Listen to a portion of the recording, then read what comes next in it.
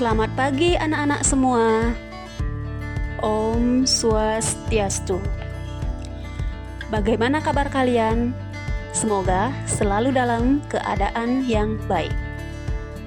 Anak-anak, pada kesempatan kali ini Ibu akan menyampaikan beberapa materi terkait dengan mata pelajaran Pendidikan Agama Hindu dan Budi Pekerti.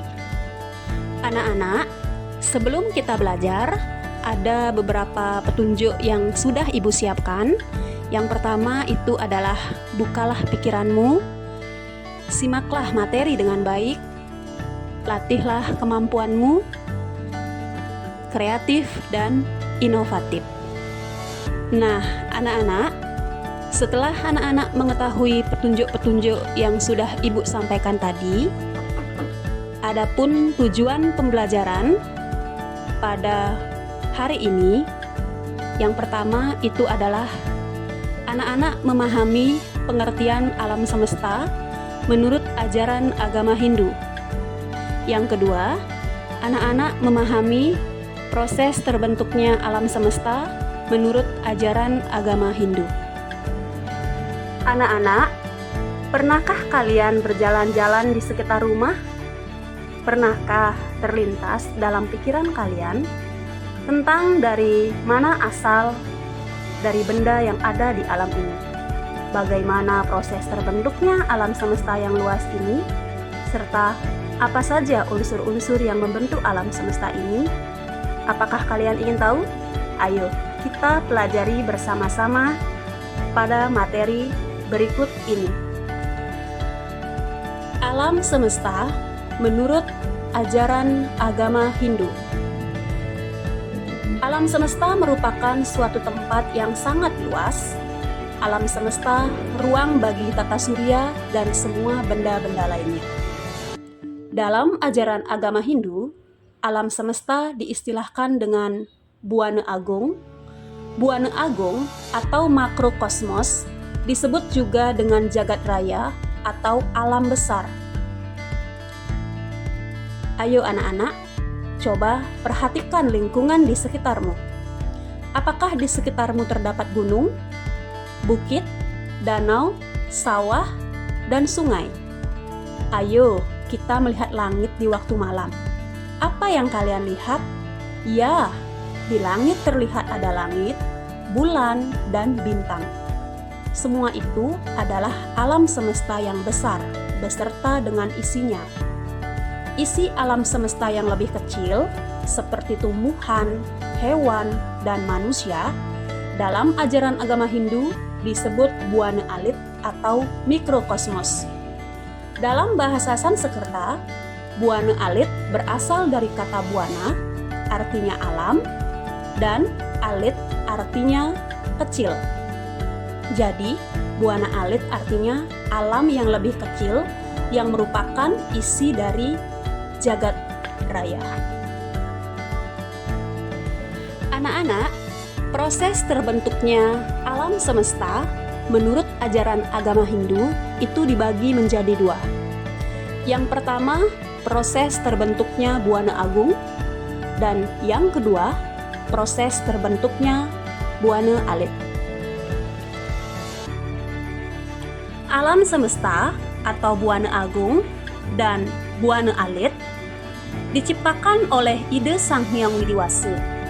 Ide Sang Hyang Widiwasa adalah mahakarya.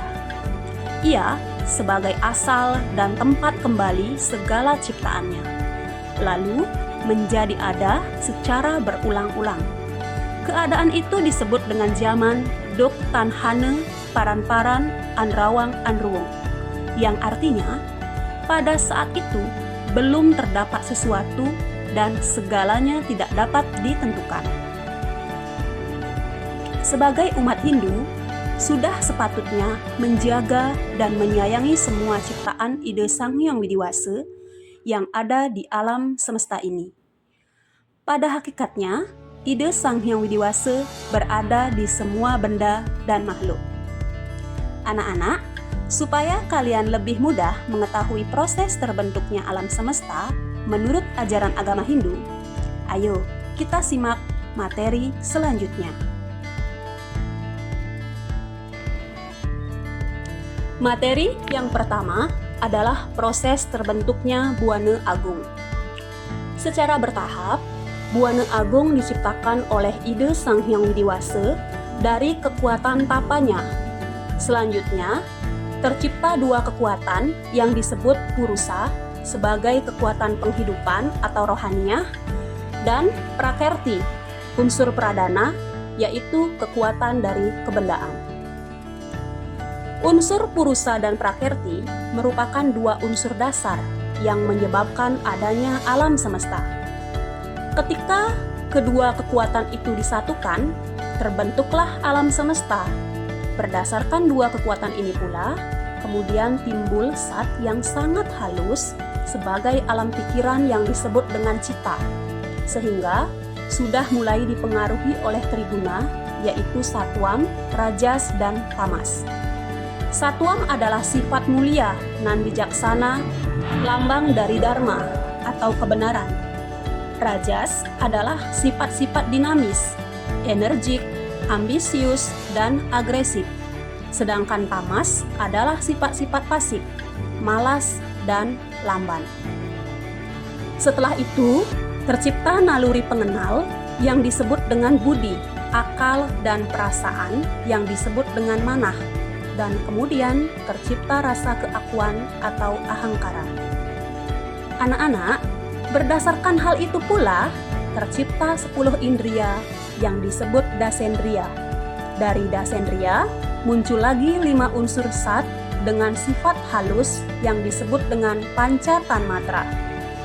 Berikutnya, dari panca tanmatra, lahir lagi panca mahabhuta, yaitu 5 unsur kasar yang menjadi zat pembentuk alam semesta. Panca mahabhuta kemudian berkembang sehingga terbentuk Brahmanda-Brahmanda atau planet yang salah satunya adalah bumi, tempat kita tinggal saat ini. Baiklah anak-anak, setelah kita mempelajari proses terbentuknya Buana Agung, sekarang mari kita lanjutkan mempelajari tentang proses terbentuknya Buana Alit. Setelah terciptanya alam semesta, Buana Agung, maka selanjutnya muncullah isi dari alam semesta itu. Semuanya diciptakan oleh ide Sang Hyang Widiwasa, isi alam semesta yang berupa kelompok makhluk hidup. Antara lain, yang pertama adalah Eka Pramana. Eka Pramana yaitu kelompok makhluk hidup yang hanya memiliki bayu sebagai satu-satunya unsur kekuatan untuk hidup dalam dirinya. Makhluk hidup ini dalam ajaran agama Hindu disebut dengan stawara, yaitu makhluk hidup seperti tumbuh-tumbuhan yang hanya bisa berdiam diri dan tidak dapat berpindah tempat atau posisi dengan sendirinya. Makhluk hidup yang tergolong stawara antara lain 1. Terna, yaitu tumbuhan dari bangsa rumput. 2. Lata, yaitu tumbuhan dari bangsa tumbuhan menjalar. 3. Taru, yaitu tumbuhan dari bangsa semak dan pepohonan. 4. Gulma, yaitu tumbuhan dari sejenis pohon yang bagian luarnya berkayu keras dan bagian dalamnya berongga atau kosong. Yang kelima, Janggama, yaitu tumbuhan yang hidupnya menumpang pada pohon yang lain.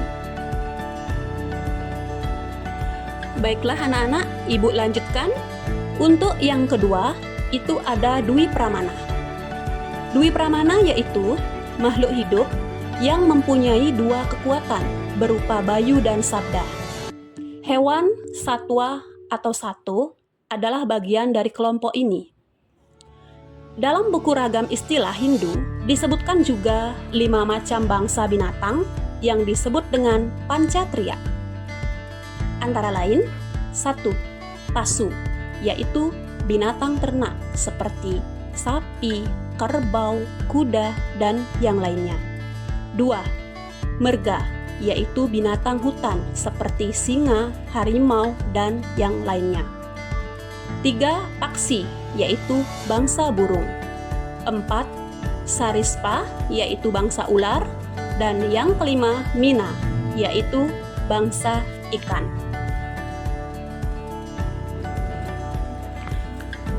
Yang ketiga, Tripramana.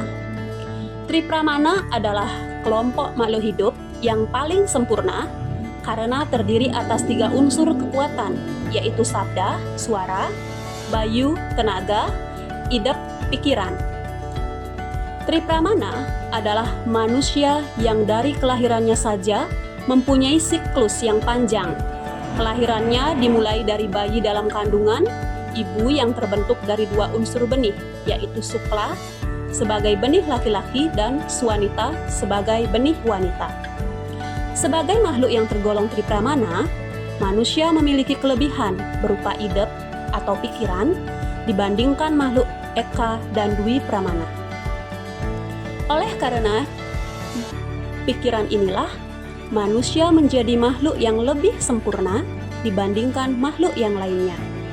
Harapannya, manusia mampu bersikap bijaksana, mengusahakan perbuatan baik, serta menjauhi perbuatan buruk. Manusia dengan pikirannya juga diharapkan dapat memberdayakan potensi 10 sumber indria atau dasendria yang dimilikinya untuk menjalankan kehidupannya dengan baik. Dasendria ini terbagi ke dalam 5 macam indria penilai, panca budindria, dan 5 indria penggerak, panca karmendria. 5 indria penilai, panca budindria antara lain caksuindria, yaitu indria yang berguna untuk melihat terletak pada mata. Strotendria, yaitu indria yang berguna untuk mendengar, terletak pada telinga. Ganendria, yaitu indria yang berguna untuk mencium atau membau, terletak pada hidung. Jihwendria, yaitu indria yang berguna untuk mengecap rasa, terletak pada lidah. Dan yang kelima adalah tuakindria, yaitu indria yang berguna untuk merasakan atau meraba, terletak pada kulit atau indera praba. Anak-anak, tadi Ibu menyebutkan jihwendria, di mana jihwendria itu adalah indria yang berguna untuk mengecap rasa yang terletak pada lidah. Nah, terkait rasa, dalam buku Ragam Istilah Hindu disebutkan ada 6 rasa yang disebut dengan sadrasa. Yang pertama itu adalah madurya, artinya rasa manis. 2 tikta, artinya rasa pahit. 3 amla, artinya rasa asam. 4 lawana, artinya rasa asin. Kelima kotuka, artinya rasa pedas. Dan yang keenam kesaya, artinya rasa sepat. 5 indria penggerak panca karnendria, yaitu 1. Panindria adalah indria pada tangan yang fungsinya untuk mengambil. Padendria adalah indria pada kaki yang fungsinya untuk berjalan. Garbendria adalah indria pada perut yang fungsinya untuk mengolah makanan. Upastendria adalah indria yang terletak pada kelamin laki-laki, dan bagendria adalah indria yang terletak pada kelamin wanita yang fungsinya untuk membuang air seni. Dan payuindria adalah indria pada pelepasan atau anus yang fungsinya untuk membuang kotoran. Nah, anak-anak, sekian dari penjelasan Ibu mengenai materi pada hari ini. Ibu harapkan anak-anak juga bisa mencari referensi yang lain untuk mengembangkan pemahaman anak-anak dalam pengertian alam semesta dan juga proses terbentuknya alam semesta menurut ajaran agama Hindu. Nah, anak-anak, akhir kata Ibu sampaikan kepada anak-anak agar selalu semangat dalam belajar, jangan berputus asa, dan semakin inovatif serta kreatif dalam pembelajaran Dan Ibu tutup pertemuan pada hari ini dengan ngaturang para mesanti. Om Santi, Santi, Santi, Om. Sampai jumpa anak-anak. Terima kasih.